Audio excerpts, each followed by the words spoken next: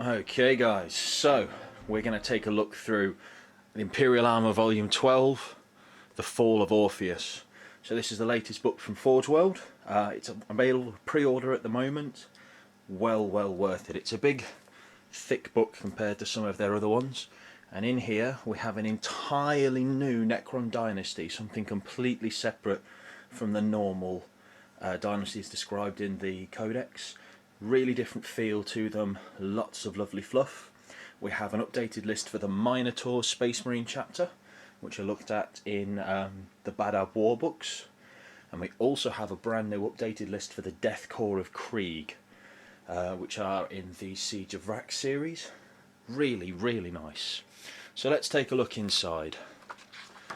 Picking this up at the open day. Got it signed by Alan Bligh himself. And it's a fairly sizable book. So there's an opening communique here. Lots of really nice artwork.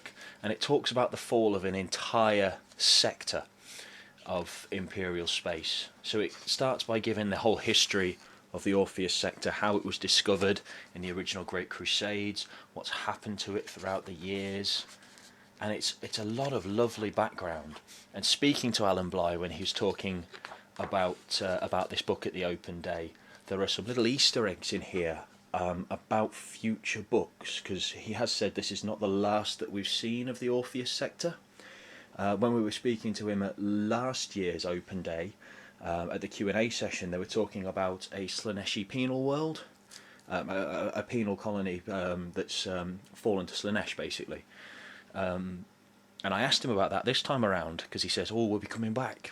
And he pointed on this map to, there is actually one of the penal worlds on the maps here. So we'll be coming back to Orpheus in future books, and I really like that. So yes, history through what's going on here, and then a battle report. It's so nice. And the basic story of this book is Imperial sector. All of a sudden communications blank out. 100 days later, more than half of the sector is just gone. Completely gone. There is a world where the moon has been crashed into the surface. There is a world where the sun did not rise. There's a report there, the sun hasn't come up, temperatures are dropping, we're all freezing to death. There's a world where pretty much everybody commits suicide at the same time. 100 days of complete and total blackout. Bang.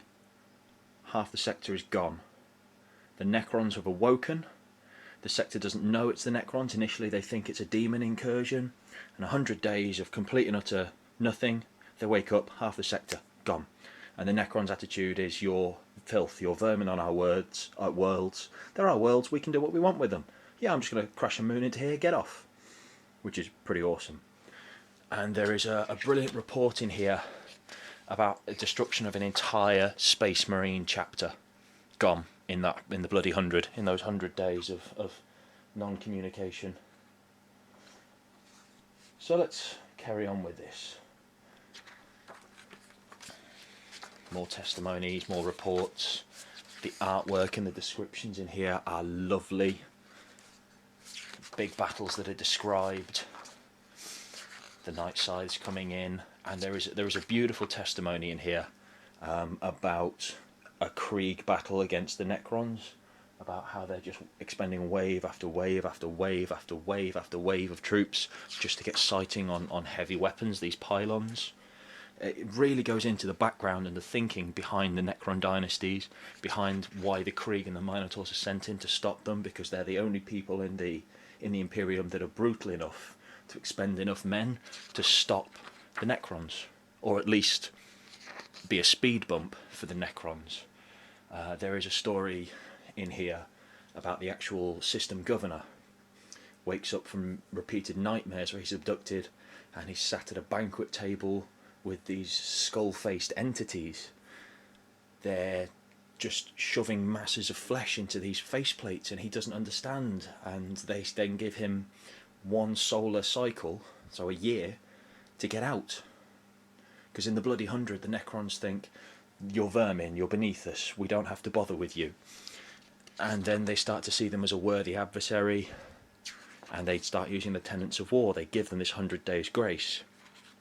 The Imperium, not realising what's happening, instead of using these 100 days to evacuate, gets every single ship they can muster there, which is just a big, yeah, come on then, to the Necrons, and they just go ballistic.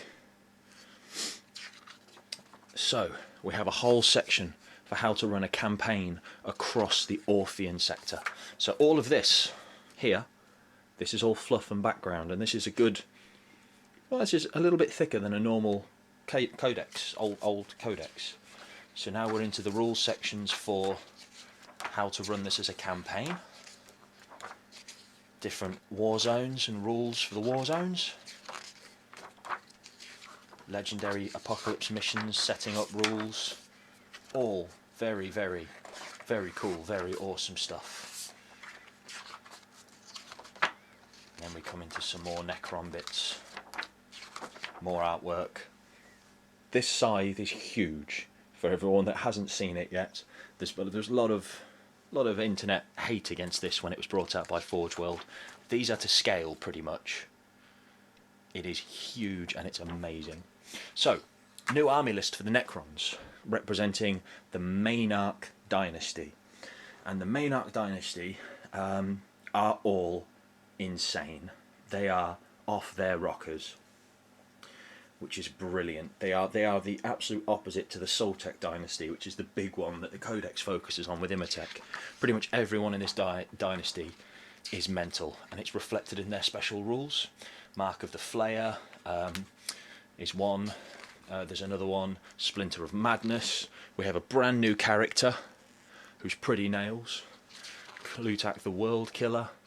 We have a new Cryptek, Toholk the Blinded, General Overlords, new Royal Courts, and it's very similar to the Codex with a little bit of a twist on them.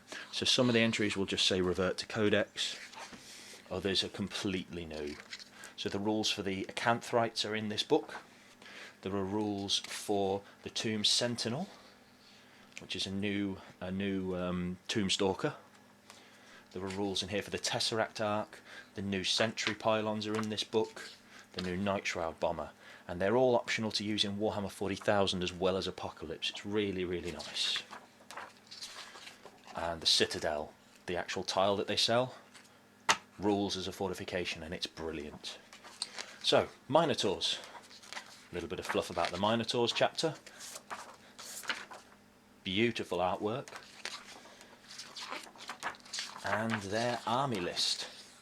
Updated rules for Asturian Murloc, their leader, and their chaplain. They have a character dreadnought in their HQ section. And again, two types of gunships, drop pods, gun batteries, troops. Beautiful list. And now the Death Corps. This army does not get enough love, I don't think. All of their background, a real insight here into the background of the Death Corps, about the original rebellion of their world and why they are the way they are. There's even just such little things about how each Death Corps soldier doesn't have a name, they have a number. They have to earn their name, and their names that they are given when they earn them are from the census of Krieg as it rebelled. The theory being, or the fluff being, that when they earn a name from this list, and then once they die, they're entered into the role of martyrs, they're redeeming one of the souls from the original rebellion of Krieg. It's beautiful. It's little things like that. So this book for me is more about the fluff for everybody than about our army lists. So, new Krieg army list. And the theory and the feel behind this army, whereas the original Krieg lists are very much dealing with siege tactics, this list is very much the boot kicking, the boot that kicks down the door. This is your hard-hitting Krieg list. So they have a new character, their normal command squads, their elites, troops, the tanks that they can take, and again, it's a beautiful, beautiful list that's just full of character. Full of character. And then at the back, heavy supports, Zone Mortalis rules, Apocalypse guides. It is just... and then the obligatory little bit of ForgeWorld advertising. But as books go, this is probably the best Imperial Armour book that I have seen, and I have them all at some point somewhere. And I've got to say, this for me, not just because I'm a big Necron fan, but because of everything that's gone into it and the thought that's gone into it as well, is probably my favourite one in the series so far. Well worth picking up when it comes out, guys. I hope you do, and that's everything done for Imperial Armour Volume 12, The Fall of Orpheus. Catch you later, folks. Bye.